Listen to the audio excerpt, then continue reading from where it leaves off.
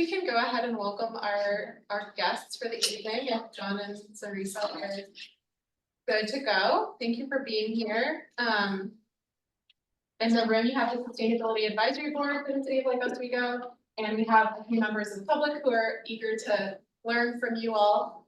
To our SAB members, Sonrisa Cooper works for the City of Portland, is the Sustainable Economy and Just Transition Analyst, and John Wasiutynski is the Director of Multnomah County Office of Sustainability. We're really grateful to have you both here today, and I'll turn it over to you two. Thank you. Hi, John. I didn't get to say hi to you. I prepared a presentation. Is it okay if I share my screen? Absolutely.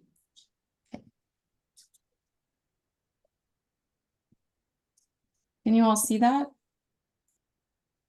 Yes. Okay. So I'll go through this presentation, and then John, please feel free to kind of jump in if you want, or take over when I'm done. But just, I guess, first of all, good evening. Thanks so much for having me.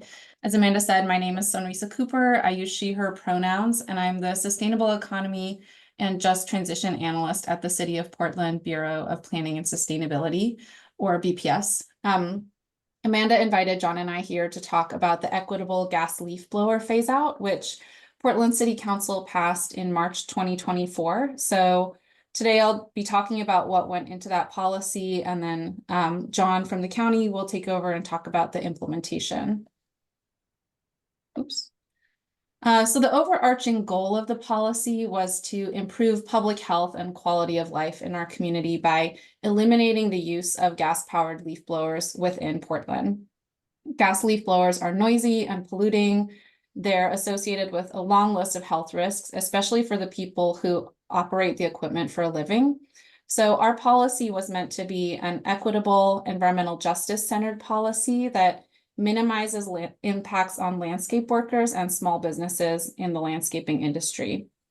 So just for a little bit of background, the policy has been in the works since about 2018, when advocates started meeting with city and county elected officials. In 2019, Portland City Council directed all of our bureaus to transition from gas to electric leaf blowers. And in 2021, Multnomah County followed suit. The next year, in 2022, city and county staff teamed up to convene a work group to explore a citywide transition away from gas leaf blowers. And that work group was made up of public sector staff, landscaping industry representatives, and nonprofit organizations. And that work group recommended banning the use and the sale of gas leaf blowers within the city limits. In late 2023, Commissioner Carmen Rubio took steps to actually bring this ordinance to council to equitably phase out just the use of gas leaf blowers within Portland city limits. And so the policy that we eventually passed was really the culmination of about 6 years of work, mainly driven by community environmental advocates, with lots of great kind of small successes along the way. So before I go into the policy itself, I just wanted to talk about the engagement, the stakeholder engagement that went into it, because all of the key pieces of the policy that I'm going to share are based on input we heard directly from stakeholders. And we did our best to strike a balance between all the stakeholders that achieves the overarching goal of the policy, which is to eliminate gas leaf blowers, while also being practically feasible for businesses and organizations that need them for their operations. So as I mentioned earlier, this policy was really driven by stakeholders from the nonprofit and environmental space, especially Quiet Clean PDX, which has been a champion of the policy since the very beginning. Quiet Clean and other organizations shared with us the importance of phasing out gas leaf blowers rapidly to reduce health risks from exhaust emissions and from noise. When we met with representatives from the landscaping industry, their main takeaway, or our main takeaway, I should say, was that electric leaf blowers are not ready to replace gas leaf blowers at the commercial scale yet, especially during the wet leaf season in the fall, which is, what we're experiencing right now. It's November, heavy leaf drop. So a seasonal carve out is really necessary in order to handle that wet leaf season that we get here in the Pacific Northwest, at least until electric leaf blower technology improves. But we are very optimistic that electric leaf blowers will get better within the next few years. And that's due to one, increased demand for electric lawn equipment from consumers, and two, a recent law passed in California that bans the sale of gas-powered lawn equipment statewide. So we think that'll have a pretty big impact on the market and the technology. We also met with a number of large property owners from the public and private sector. So those included campus institutions like hospitals and universities, Portland Parks and Recreation, Portland Public Schools, a publicly owned golf course. For big property owners like this, safety is their number one priority. And they reiterated that they need gas leaf blowers during the wet leaf season in order to avoid slip and fall accidents. Some of them also are on 2-year budget cycles, which had an impact on the timing of the transition. And then finally, we met with other public sector organizations to learn about other potential obstacles that might come up as the policy rolled out. So that included the Lake Oswego Parks Department, which, as you know, has its own ban in city operations since 2021. And the City of Portland Noise Office, which also has a leaf blower policy, but it's focused on the noise and not on the air pollution. So it was really helpful to kind of understand how this ordinance might actually play out in real life. So the reason I'm sharing all this is because I wanted to give you a sense of how we landed on the policy that we did when it comes to timing, enforcement, and how it'll be applied. Okay, so the policy that we ended up with is not an outright ban on gas leaf blowers right off the bat. It is a phase out that takes place over a 2-year period. And the reason is that gives people time to replace gas equipment, and it gives electric leaf blower technology time to improve. And it also should be noted, this policy only applies to backpack and handheld leaf blowers. So the phase out will start in January 2026, when gas leaf blowers will be prohibited 9 months out of the year.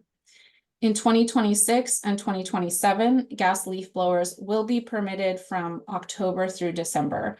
And those seasonal carve-outs that I mentioned, that's based on what we heard from landscapers and large property owners. Starting January 2028, gas leaf blowers will be prohibited year-round. And the ordinance includes exceptions for inclement weather events that can be determined citywide, for parks, or at individual properties, depending on kind of who is making the call. Violations under the ordinance will apply only to property owners who are using gas leaf blowers themselves, or who are hiring people to use gas leaf blowers. And it doesn't apply to contractors or property managers. This was really important to us. The reason for this is to ensure that small businesses and landscape workers, especially those who come from marginalized communities, aren't bearing the brunt of the enforcement. So the onus is really on the property owner to ensure that gas leaf blowers aren't being used on their property. There's also an administrative reason for designing it this way, which is that we use tax assessor data to track down and notify a property owner. So it's easier to notify an owner of a violation than a hired contractor or a property manager, because those can change at any time. We recognize that some property owners, especially those that have really large facilities and maintenance shops, might need to actually upgrade their electrical infrastructure for charging in order to make the switch. So those owners can apply for an extension if they need additional time to comply. And then, as I mentioned earlier, we do expect that electric leaf blower technology will improve over the next several years. But if it doesn't improve, there's kind of a backup escape hatch option. Staff have the option to recommend code amendments before the 2028 leaf season begins, if the technology hasn't gotten better by then. And then finally, Implementation of the policy is going to be managed by Multnomah County, which acts as the city's health officer. So we worked really closely with staff from the Multnomah County Office of Sustainability and the Health Department to make sure that we're totally aligned in our vision of an equitable gas leaf blower phase out. So the relationship is the city passes the policy, and then the county will take the lead on all aspects of implementation, specifically enforcement, incentives, and outreach and education.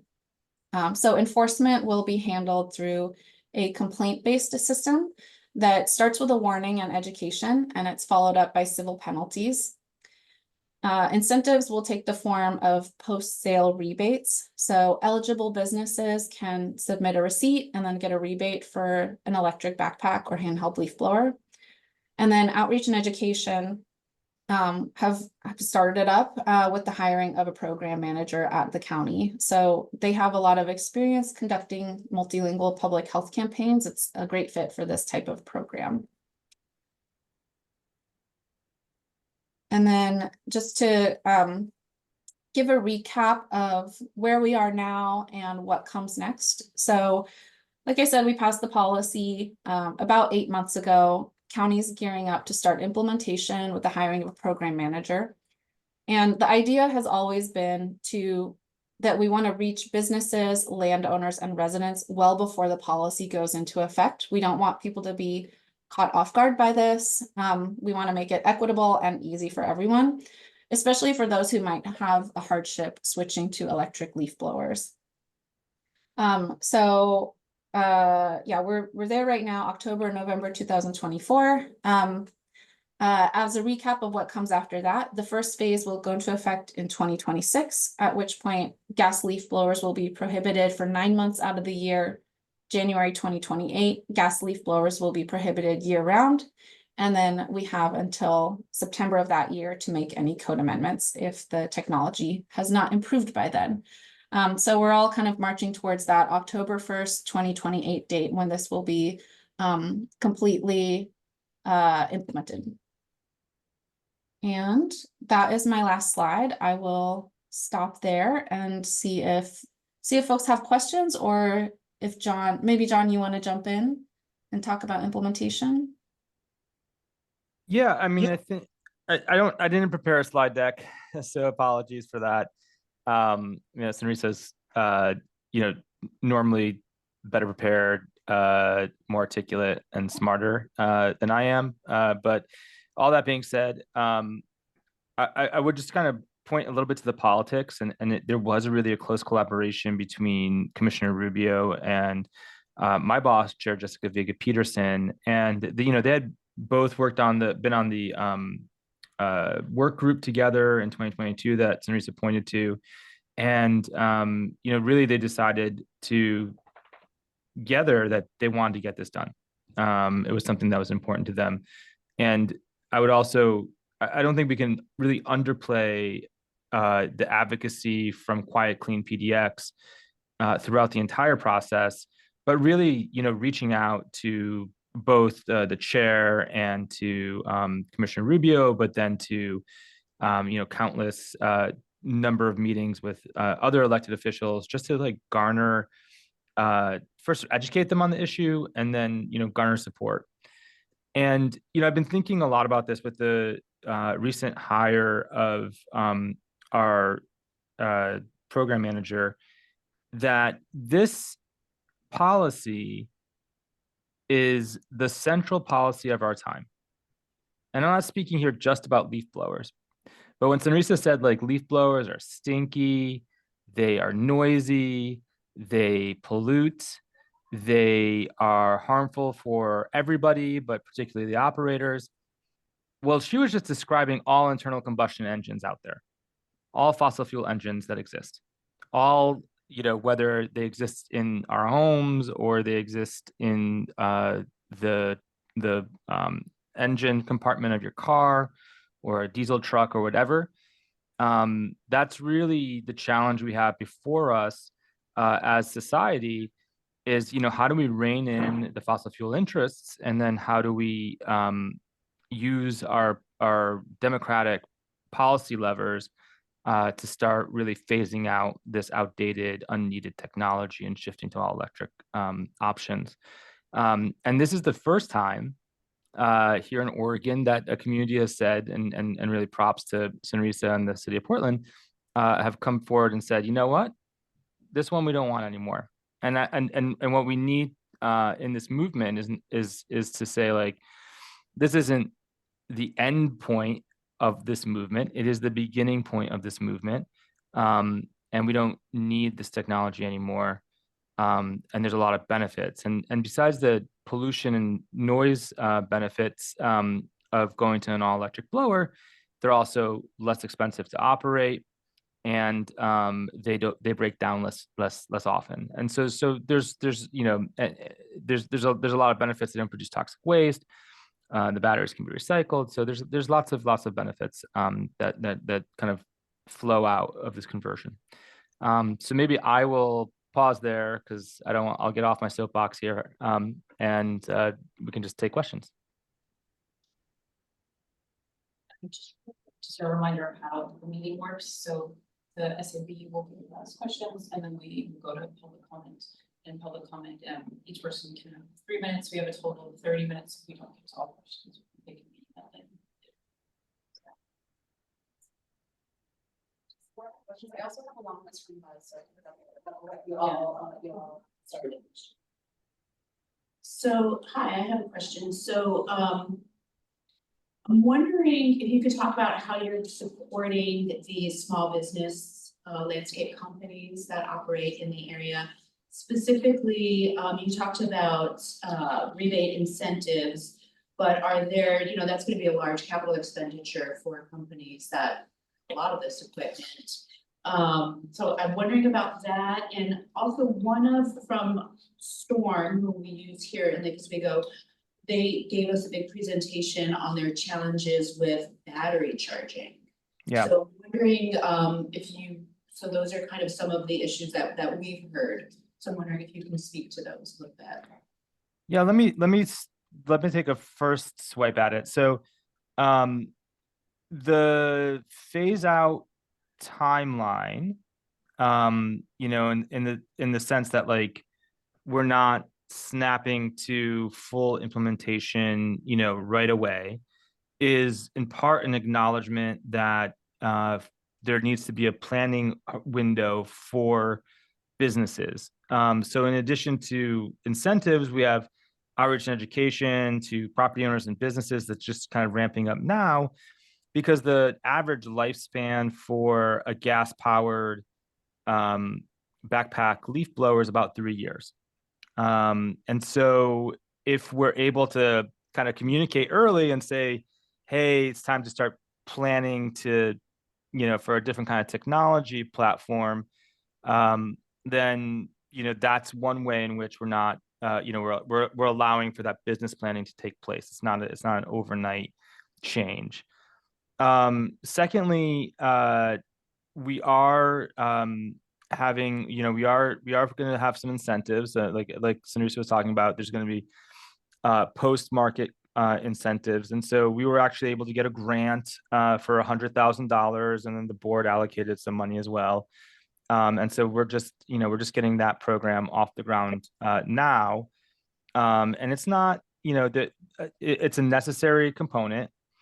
But, obviously we're not going to be able to reach every single business out there or necessarily help them convert every backpack blower they have, right? So it's helpful, but it's not comprehensive. And then the last thing I'd mention is that the ability for companies to not only, there's an expense involved, but there's also a cost savings, right? There's less maintenance, less downtime for your equipment. There's no fuel, or the fuel cost is less than it would be to buy a gallon of gasoline. And that's evidenced in the manufacturer Steel. It's a very popular brand for landscape professionals. You can go on their website actually, and you could type in how many hours a week you run your blower, and what kind of blower you have and everything else, where you live, a couple other little data points, and it will spit out for you your fuel savings. And so the payback period, what that payback period is going to look like for you. So there's definitely benefits available. And then of course, what Sonrisa talked about too is like, if we're paying for the convenience of a gas-powered device with our health or with our workers' health, hearing loss has substantial and significant impacts on someone's well-being, up to and including death, heart attack, like lots of issues are associated with hearing loss. And of course, the pollution just from breathing very polluted exhaust, are going to have long-term repercussions, right? So there's kind of taking a holistic, that sure, John, that's great, like, but I'm a business owner and I have to pay, to change this out. So, like I said, there will be a little bit in terms of battery, like how long like any fuel source, how long your battery lasts depends on how you operate the device. So if you're, a teenager and you go out and you drive the Honda Civic like it's a race car, it's not going to get great mileage, right? But if you're, like me, and you drive, like you're, an older adult, then you probably get really good gas mileage out of your Honda Civic. And the same is true for battery operated equipment as well. The other point is that, I think manufacturer, like, equipment operators are going to have to talk to their suppliers, their manufacturers, and think about not just sort of like a blower, a battery. They're going to have to think about a blower, a battery, and a technology platform that they're going to utilize. And what I mean by platform is that, if you go to Crest or Still, or most landscapers are not trying to buy a bunch of different brands. They'd rather have one brand. They know how to work on it. They know its ins and outs. And what you're seeing from these manufacturers is mobile charging solutions, so that you can have, not just one battery, not just a bunch of little batteries, but you can actually have one big battery. You can charge in the field, and you can, bring that whole system back at the end of the day, plug in one plug, it's then plugging, and then it's charging each one of those little batteries and charging your big battery. And then you're going to have, that fuel for your next day. Like Sonrisa said, this technology is still emergent, it's still changing, but it's something that we're definitely keeping an eye on. I bet you Albert's like chomping at the bit, has I'm missing stuff. He's probably going to text me in a second and tell me what I'm missing, but I don't know if Sonrisa, if you want to add anything that I missed. No, I think you had a great answer, John. One thing I'll add is that we've, the timing that we came up with, which is really a 4-year phase in, is based mainly on what we heard from the Oregon Landscape Contractors Association, which is a trade organization representing landscaping businesses. And some folks were asking for an immediate phase in, like 1 or 2 years. We heard from Olka that they could probably do 3 to 5 years. So we ended up splitting the difference, and that's how we landed with 4 years. And that number is based on their projection for when that technology will have like total parity in terms of, price and performance. So the upfront cost for electric equipment will probably be a little bit higher because of what John was saying. Like, you need the charging infrastructure, and you need multiple batteries and the new equipment. But with the savings in maintenance and the lifespan of it does pay itself back. So I think that the incentives will mainly be for that initial transition. And then once you are able to get the battery system for, say, a leaf blower, it's very easy to have an interchangeable system with the hedge trimmer, the chainsaw, the edger. Like you end up kind of transitioning your entire fleet of equipment at once. The other thing we heard from Olka was that they are getting a lot of requests and interest from consumers already to use electric lawn equipment.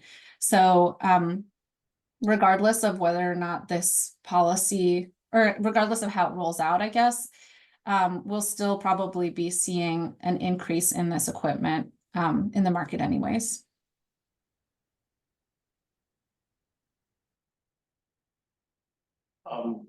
American Green Zone Alliance actually demonstrated last year that the electric blower showed superior performance to a gas powered at their meeting that they had out in Beaverton. So the technology is really moving along. And as far as the cost goes, although there is a upfront cost to gas-powered landscape equipment, the time to paying that off with the savings has been shown in Santa Clara County and also with green work, both to be about 10 months. After about 10 months, it's break even, and they make money after that. So the technology is really moving along. Yeah, I guess I'll just piggyback on that and say that the feedback that we've gotten about the technology is not about the power to blow. It's really about the battery lifetime and the charging time. And so that's what we're kind of waiting for the market to catch up on. But I mentioned earlier that the entire state of California has banned the sale of all gas-powered lawn equipment. And I think the analogy that makes the most sense to me is of electric cars. California's very stringent auto emissions regulations from several years ago are really what caused the electric car market to totally take off. They are such a huge market that they kind of influence the rest of the national market. And so I think that we're going to see a lot of signals coming from California that will be affecting lawn equipment everywhere else. Yep. Following on that thought, I think it's also important to understand, more from a sustainability perspective, what also is concerning to me is what happens, first of all, with the recycling of the existing gas-powered equipment we're going to discard. And then the fact that the secondary market, by basically banning this, it's totally made unavailable or useless. And because you cannot sell it anymore, at least not within the Portland city limits, you will have to find a completely different demand for that. And that speaks to me very similar to what has happened in the past, 18 months or maybe almost 2 years with respect to the EV market, which has seen a complete glutton of excess of EVs that can actually not be digested or cannot be sold in the secondary market later, which has actually made their prices drop. So how is the policy cohesively addressing also that part of it, if it is at all? I'm sorry, so my internet was getting a little flaky, but it sounds like all this basically, what do you do with the secondary market once you basically don't have any potential demand for that? And what do you do with recycling all the material that now cannot be sold? And it's basically dangerous in terms of having spoiled oil, having spoiled fuel, and it's not easy to dispose of it. And who bears the cost? Yeah, what you're describing about equipment that wears out and needs to be gotten rid of, old oil filters, is the current state. Do you know what I mean? Like, what you're describing is the state of the market today for really any kind of fossil fuel powered equipment. And the place for the majority of the waste generated is actually the atmosphere, right? So just by its sheer weight, the carbon dioxide takes up a lot of, is really causing a lot of problems, takes up a lot of space in the atmosphere. Maybe space is the wrong word, but it's, if you're just to add up, the metric tons, it's a lot of metric tons of carbon dioxide. So I think you have to, like you're talking about, you have to take a holistic picture of what the current state is and then where you're moving to. In terms of our rebate program, we're not asking anyone to turn in a old blower to us. I don't want to have a bunch of blowers that then I have to deal with. And because the Portland market's the only market where this equipment is going to be banned, that same landscaper can go over to Clackamas or go over to Lake Oswego for that matter, and legally utilize the So we export the problem to the communities neighboring ours, basically. That's a solution that you're proposing. And no, what I'm suggesting is that the businesses that operate in multiple jurisdictions may have a use for their equipment. Now, there's nothing stopping Lake Oswego from regulating, gas-powered leaf blowers just the way the city of Portland is, right? I mean, what I'm suggesting is that the current state that we're moving away from is a state in which there is reckless abandon in the use of toxic materials with no, with I should say limited regulatory oversight. You're not allowed to, dump your waste oil, or your old cartridge into the, sewer or something like that. But there's not that many regulations on this stuff. I think my question was more not on the disposables, but basically on the actual equipment. Like, what do you do with, as you said, with a pile of leaf blowers that are not anymore, going to be able to be used? And thanks for the response. Yeah, I mean, they could be sold into the secondary market. They can be brought to a metro waste facility. They could, a lot of metal pieces in it. They could be scrapped for metal. There's a whole system in place for dealing with solid waste. So I have another question, and also I just wanna tone set for a second. We are really supportive of this. Everybody in the room is super supportive of this. We want to set up our program so it's successful. So we've been working on this for a long time, and so we're hoping to glean some stuff from the two of you. So we're not coming from an adversary place whatsoever, just so we all understand that. And the questions we're asking are the questions we get asked when we do booths and outreach, and the people in the room and the emails from community members. So we just, wanna have the dialogue and get pearls from you on some things we could think about when we get asked these questions. And so, so Robin was asking about how, and maybe this is for your new program manager that got hired to work on this, disposing of large quantities of gas-powered lawn equipment. We had a sustainability fair a couple years ago, and we worked with the metal recyclers. It was actually a program that PGE was doing where people could turn in their gas-powered lawn equipment. So the oil was drained the right way, things were recycled the right way with the metals. And so I don't know if there's, when you have a whole association of people are chomping at the bit to get started now, are there talks about having monthly, quarterly programs to have vast amounts of collections? Have you talked about that? Or is it mostly the companies just sort of on their own to figure out how to dispose of that? Yeah, I mean, I guess my point would be like, this equipment wears out today, like the equipment wears out periodically today. There's a piece of equipment's no longer worth repairing at some point.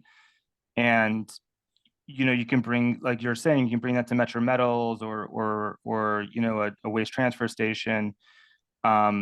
You could sell it for parts. Like we're not beyond whatever, existing regulatory structures there are for handling solid waste. We're not, creating any collection or take back programs and haven't contemplated doing so. We're not, we're not trying to create like a bounty program or sort of like a bring us your old equipment and we'll give you like a coupon. I don't think it's a bad idea. I just, it's just something we haven't contemplated. Yeah, I just think there's gonna be like a Zoom right away happening, so, So Albert has a comment. Is that on there too? Is he I invited him, he's part of my Clean PDF. I just personally invited him because I know him. Oh, yeah, I think we're gonna hold, sorry, I didn't, no worries. It's relevant. Sure, Albert had- Yeah. Was Because our it's wisdom too. Okay. So I have a couple questions from Bud. I have one more for buses. Are there, so obviously you're starting with leaf blowers. Is there a plan or discussion beyond that? With lawnmowers and some of the hedge trimmers and some of the other things that Sonrisa mentioned, or is the plan to kind of start with the big noisy one that's just all day, every day, and then kind of let kind of see the way that goes into process and hoping that the other things will follow? What was interesting about conversations with the association was they said like they felt like leaf blowers was the hardest one, because the weed eaters and the hedge trimmers and everything else were somewhat easier. I think maybe some of the big more industrial scale lawnmowers might be a little bit harder for, the big sort of campus ones. We saw at the AGSA event, we saw some really cool electric powered options, but that might be a more difficult, but I think there's definitely a pathway for like chainsaws, weed eaters, hedge clippers, but I think that I'm not aware of any current discussions to expand it to that broader list. I don't know, Sonrisa, if you're hearing anything different. Yeah, no, we don't have any plans to go beyond leaf blowers right now. And I can give a few reasons for that. One is that those other types of equipment do not elicit the same rage from the people as leaf blowers do. And that's because of the way that they're used. Like, you're not running a hedge trimmer for hours on end, you run it just for the length of the hedge. Whereas a leaf blower will be going for hours and hours and hours. And so that's why the battery issue is a lot more difficult to deal with than it is for a different type of equipment. I guess lawnmowers are probably similar to leaf blowers, but for the smaller, more handheld things, the folks at Olka told us that they've already switched a lot of those to electric. It's just leaf blowers that are the problem. So we don't see a need to focus on that right now for other types of equipment. But there are other jurisdictions around the country that have done like a wholesale ban on all lawn equipment, not just leaf blowers. It kind of depends on the place where you're working. I have a good one. Are you hearing anything from the neighborhoods? We were talking, I think, last time about maybe setting up programs where like a block would collaborate and help each other share the tools, like share the cost or share the charging. Are you hearing anything like that in Portland neighborhoods? I have not. I would be curious to know if someone from Quiet Clean PDX has been organizing something like that. I think that's a great idea. There are a lot of things about the way that we manage lawn care right now that are not the most sustainable. Like the more sustainable option is to not use an electric leaf blower either. It's just to leave the leaves on the ground. And so there's a lot of, we can do what we can in terms of policy, but there's a lot of behavioral or like kind of the logistical things that you're talking about, like sharing with your neighbors, that we just don't have control over that sort of thing. That I think that is an important part of like an educational campaign would be to get people thinking about how they could kind of manage it better on their own. But I guess I will also add that we're really mostly thinking about the businesses that are doing this, not the property owners, because that's where it's pretty easy for a person who just owns their own home and has their lawn to take care of to have an electric leaf blower. It's really the businesses that are going around to multiple properties, really big properties, that they're the ones that are going to be struggling a lot more to deal with the charging and the equipment costs. Luna, did you have a question? Well, yeah, my question was actually kind of, I guess, switching the gears to like more individual level. I guess just sort of like what are, if any, like plans, if you find there to be like community pushback or like resistance against like buying leaf blowers, and sort of like, yeah, like what that would look like in terms of like Portland enforcing it, like if people just did not want to buy like the leaf blowers. And also you might have already mentioned this, but like if there's like a specific incentives on like the individual level for leaf blowers. But I understand that that's also not your. Thanks, Luna. I can answer the second part of that. We're not planning on providing incentives for individual homeowners or people that aren't doing this commercially. We really want to focus on commercial lawn care providers, in particular smaller shops, because we know a lot of people who are in the industry are maybe new to the country or have other barriers to employment. And so we want to make sure that to the extent we can reach those smaller providers really that might struggle on that initial investment that we were talking about earlier. And then what was we're not it's a ban on use, it's not a ban on sale or purchase. And so there's you can still go to the Home Depot in Portland and pick up a gas powered blower if you wanted to.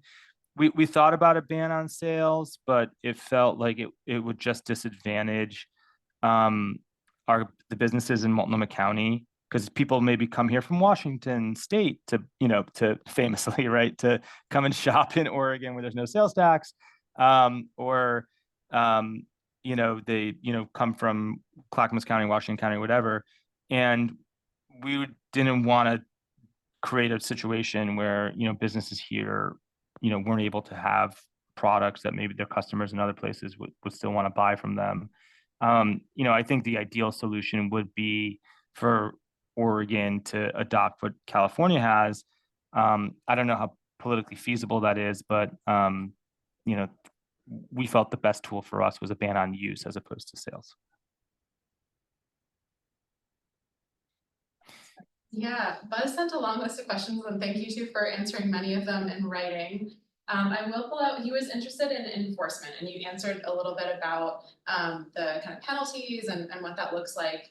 But just digging a little deeper and also asking a little bit on behalf of the city, I'm curious, particularly for you, John, how you're planning for that enforcement piece from like a staff side. Is that, you have an existing code enforcement team? Are they going to be enforcing this policy as well? Are you going to have to hire up or expect that looks any different? Yeah, so we've hired one FTE, and we're really anticipating enforcement to be an education push at first, and for it to be complaint driven. And so Albert has trained up an army of people ready to issue complaints on day one, I'm sure.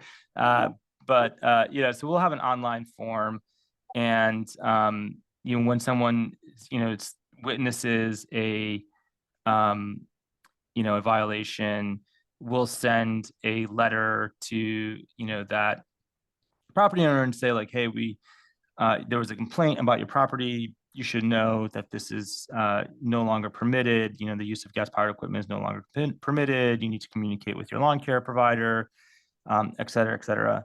You know, eventually, if there are scofflaws out there who just, you know, refuse to comply, then we obviously have the enforcement tool there.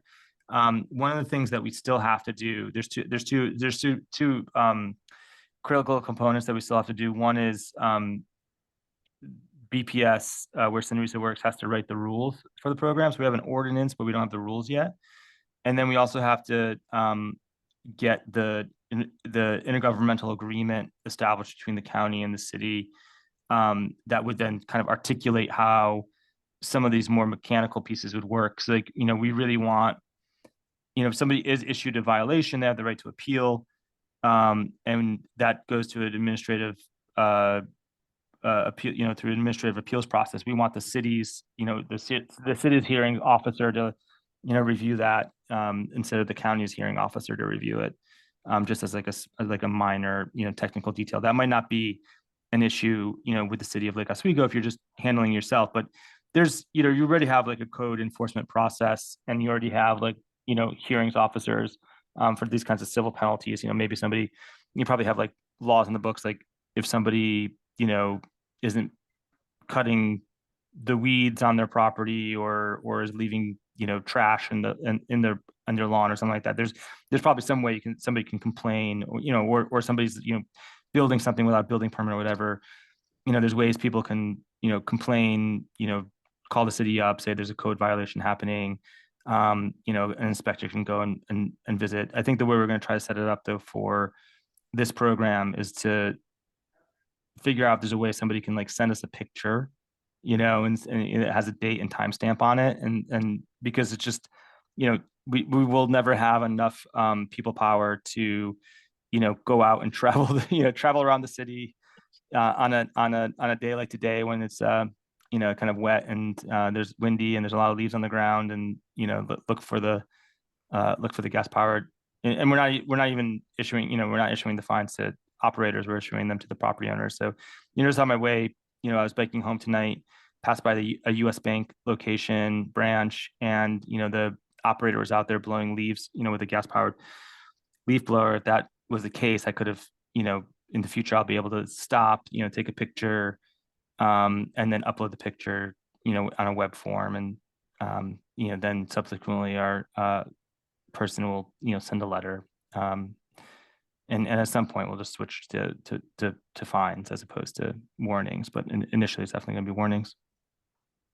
Thanks, that's really helpful. And I was talking to staff from Palo Alto. They have like a 311 app that they use for this, so it's a similar process where they want the photo or kind of some way to have some more information for the violation. Thank you.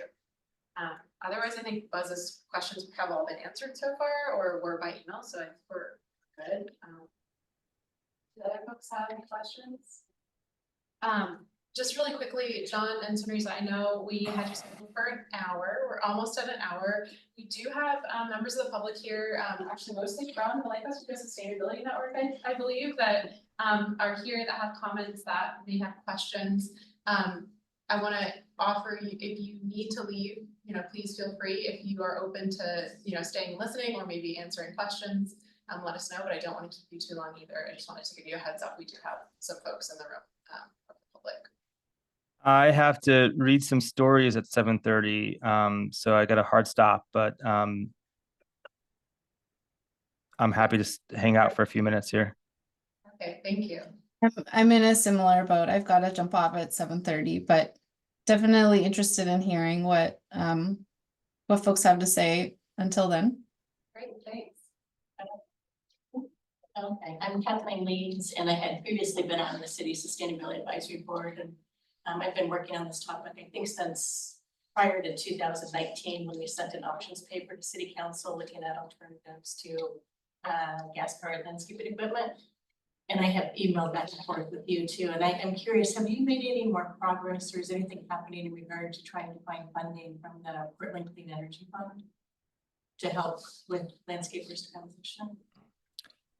Yeah, we've had some really good conversations with them, and they've talked about putting forward um, a specific request for this in particular. They did one round as with MISO, so the Micro Enterprises Center for Oregon did a round of lawn care equipment. It apparently went really well, and they're pretty, from talking to staff at the PSF staff, they were sounded receptive to the idea of in one of their upcoming grant rounds to focus in on this in particular.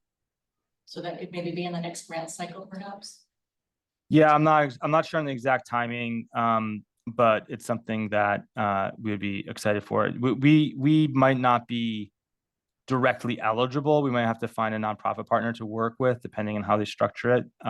They structure the grant request, but that's definitely something we're interested in following up on. Right, because I know it's a lot of money in that fund. So. I'll also add, this wouldn't be an open application, but PSF is supporting the Portland Parks and Recreation Bureau in their transition. So we had a lot of discussions with them. They own, I think it's like 15% of the city's land is owned by the Parks Bureau. So it's a lot of leaf blowing that needs to happen. So PSF will be paying for parks to upgrade all of their maintenance shops across the city and replace their equipment.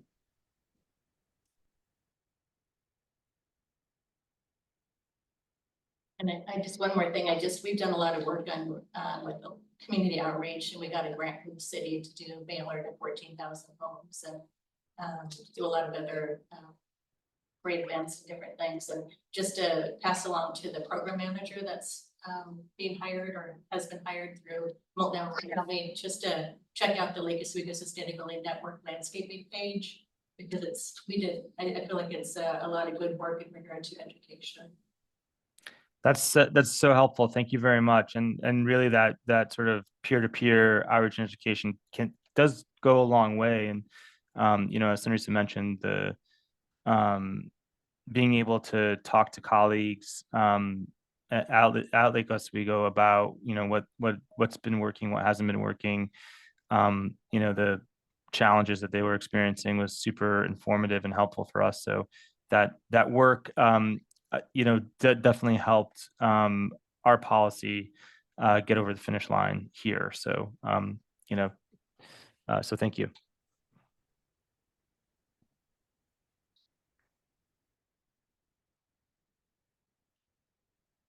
Share just really quickly from the chat here in response to your question, Kathleen, Albert, I believe from Quiet Clean PDF said PDX says he's talking to a group about PSF. So it sounds like there's some community organizing happening in Portland around PSF as well. Albert, I know you had your hand raised earlier too, if you wanted to ask a question or have a comment, and feel free to jump in now as well. Okay, thank you. Hey, but before I do, are there other folks from Lake Oswego there? I'm happy to cede my time before I speak to them. Yeah, I do have one question for the Portland people, for John and Sonrisa. I know you talked with Olga. When you have conversations or engagement with large landscaping organizations like Pacific Landscape Management, Big Orange, what kinds of who was most receptive, and how did you find an in? What was the common ground? What was the way that you at least got some information, if not made a change in thinking for our part? Just let Albert talk to them for a long time before you go talk to them. He's down for fire. Good to know. Okay. Yeah, no, they were really, honestly, I mean, they obviously had a point of view, and Olka is primarily bigger companies. They try to represent the smaller companies as well, and definitely talk about the unique challenges of those smaller companies. but they, I think in part because of their size, because of the fact that, they're covering, from Eugene all the way up here, that they just see this as like kind of a small thing, I guess. It's not that it's a challenge, but it's maybe not the biggest challenge. They have the kind of capital resources to invest in the new technology, and they potentially stand to be early adopters and benefit from it. That's my sense is that we didn't get as much pushback from them as I thought we might have. I don't know, Sonrisa, if you have a different perspective. They were great to work with. And they've had a pretty long kind of relationship with Quiet Clean PDX, is what I understand, kind of working through this for a long time. They were both part of the working group in 2022. And they're the ones that told us that they are seeing a lot more requests for electric equipment from their customers. And so I don't know. I think there's a bit of a writings on the wall attitude there, to some extent, that this is a transition that's going to have to happen regardless. And so they were mostly just very happy to be brought in at an early stage and not feel like they were being hit with a regulation, but rather given the opportunity to help shape the regulation. Yeah, I don't know. I only have great things to say about working with them. They were very kind of open to helping us figure out the best way to make it happen. Are there any other municipalities within the state that you know of that are getting close to use bans? When you mentioned Eugene, it made me think of that, or like some of the smaller coastal communities that are able to be a little bit more nimble. Is anyone else doing it? Have you heard?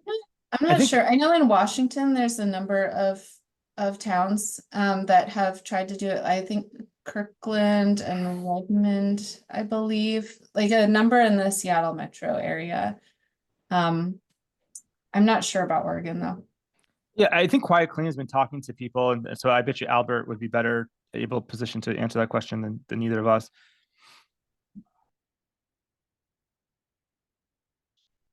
I'm hired. Yeah, there's room, there's groups around the state that are working on this issue. And yeah, back to you. And I do need to sign off, but Wait, John, before you go, I just want to say thank you to you and Sonrisa. You both have been doing incredible work for our city and for our world. I loved your discussion a moment ago about climate change and the combustion engine, because you bring some insight into this effort that goes way beyond my own thinking, and I really appreciate you. And Sonrisa as well. Nice to see you. Thanks, Albert. Thanks for all your tireless advocacy for this issue. Yeah, it's really, that sort of being able to ride the coattails of Quiet Clean PDX, and they had really run the trap lines on this, so it was a lot easier to get it done with that strong advocacy. And so hopefully SAB and the rest of the group here will have that same success. I do want to just say thank you, and to the extent Amanda knows how to get in touch with us, and you obviously have probably one of the best sustainability directors, one-woman bands in the country, working for the city. And so Amanda, if you need any help or want to talk to us again, let us know. Thanks, John. Thanks, Sonrisa. I appreciate your time. Thank you so Thank much. you. Thank you. Great to hear from you. Thank you. Take care.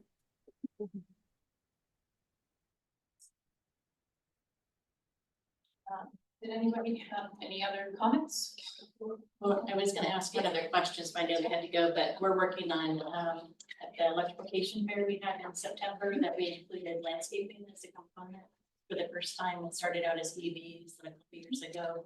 It went into Kaufman. This year we included landscaping, so we had 4 landscapers, and we also had Steel that was a sponsor.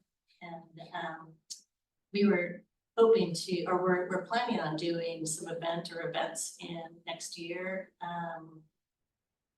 Thinking about the one that we went to a year ago at the Nike campus, that was, it was through the Oregon Association of Landscapers and through American, American Green Sun Alliance. But wondering if there'd be some interest with Multnomah County and the city of Portland to do a bigger type of fair where we get quite a few of the equipment vendors, which we actually have some good relationships with. And then bringing together landscapers that would actually be able to try and learn. Education.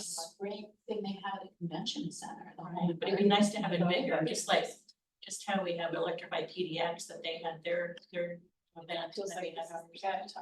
Right, so but anyways, it would be nice if we could get the city and Multnomah County and the city of Portland to do a bigger kind of commercial landscaping event with the, the equipment vendors. That would be. Amanda, maybe you know, they mentioned that they were awarded a grant of $100,000. It sounded like was earmarked for education. Do you know what the source of that grant funding is? I don't know, because I assumed it was PSA when they said it was a grant, but I don't know. I'll ask. And I think it's follow up. PGE. PGE, okay, interesting. Yeah, so like a full development grant. Okay, I'll look into that. That sounds probably right as well. And then he mentioned that they did the board, so that would have been the county board, also put up some funding to kind of fill out that position, I suppose. And then they planned for rebates. Do we know what the source of how much money is in that rebate pot, or is that still to be funded? That was, I took that note that $100,000 grant plus additional from the board was for rebates. It may have been for rebates and stuff. I can ask for a budget breakdown though, because that's good for the city to have, so I'm happy to share that. Good questions. Hi, I'm Betsy Wasco. I hope the workers aren't lost in all of this. I feel there's a lack of urgency to protect the workers. They can get hearing loss in very short order from operating these contraptions. And many are economically vulnerable, many are minority, many don't have private health insurance or maybe too timid to file a workers' comp claim. They may, even if they file a comp claim, they might not be able to prove it because of the heightened standard for occupational disease claims in Oregon. And so I feel like we're paying a lot of attention to businesses, and I applaud that. It's movement in the right direction, but I think it would be really great to, like a 3 to 5 years, a lot of workers are going to be deafened in that time and develop asthma and heart disease and hearing loss during that 3 to 5 years. So I'm really happy that we're moving things along, but let's not forget about these guys. Albert, did you have an additional comment or question you wanted to raise? Sure, do I get the full 3 minutes? Yeah, it's 3 minutes per person. So. I'm just kidding. I will take a minute or two just to share some thoughts. And then I want you to know that I am a resource for you and continue to be happy that you're all organizing and you're lots of great thinking. The woman who just spoke here, that is absolutely on the right track. And let's see. First off, I want to suggest to you that you look at what Oakland, California did. We spoke to, in fact, the council member there is named Dan Kalb. I imagine he's still there. We had a wonderful meeting with him 3 or 4 years ago when they were about to implement their ban. Their ban was just a direct old ban on everything gas powered, I believe. It was string trimmers, it was everything. And we went to talk to Dan, and Dan said, we're just going to do this. And we're going to make it so, and we're going to give people 6 months to adjust. And they did. And as far as I know, there hasn't been all that much difficulty with enforcement. There has been a transition, and I've actually not heard very much about it since then. So I recommend that Lake Oswego go that route and not follow in Portland's footsteps. This whole idea that the equipment isn't powerful enough is hogwash. Any other idea about transitioning, really just tap PSF. Anyway, it's worthwhile to do on so many different levels. One of them, and I sort of want to start directing my next minute to Laura or Lona. You seem to be perhaps one of the younger people in the room. And if you want to keep living on this planet and the rest of us want to live out the next 10 years of our lives in any kind of way, climate change is for reals. And our, continued use of these fossil fuel idling engines all over the place is just making things worse. And so you want to really shift things, get these things banned nationally or internationally, not just gas leaf blowers, but just like what John was talking about before. And then I'll just end with a short piece, and I'm happy to answer some of the questions you've been posing recently. I can answer all of those in hopefully quickly. But the last thing I will say is I've been working on this for about 8 years. Before that, I worked on getting rid of phone books. And now we have no phone books. And is your life any worse? No. But there's a few more trees standing. But anyway, I want to say that the benefit of doing this is something that I'm personally intimately experiencing living where I do, because I've worked very hard to make the area right around me leaf blower free. And now it's quieter. I mean, and it's not just me doing this. Obviously, I get that there's, been many people that have been working on this, and the trend is also just heading in that direction. But when you clear the leaf blowers from your neighborhood, you can hear birds chirp. You can hear yourself think. I'm a musician. I like to be outside and playing music outside. And I can do that now. I can walk the streets of my neighborhood, which is in inner Southeast Portland. People have transitioned. They've also started to use the list like you guys have created of landscapers that don't use gas-powered tools. And the more you get that moving in the right direction, great if you can get the ban, but even if you can just get people in your neighborhoods to start making this change, everyone's lives improve. People will be able to sleep better. People's health will improve. Your air will be cleaner. So I'll get off my soapbox. And I just also want to correct the record that John mentioned that I would be leading the charge to get people to call out each other for using leaf blowers. And that is not the case. That's not how I roll. There are people who I know who will do that, and I will organize them to do that. But I am not. Anyway, thank you for your time. And really, I'm happy to answer some of the kinds of questions you were just asking are things that I know about.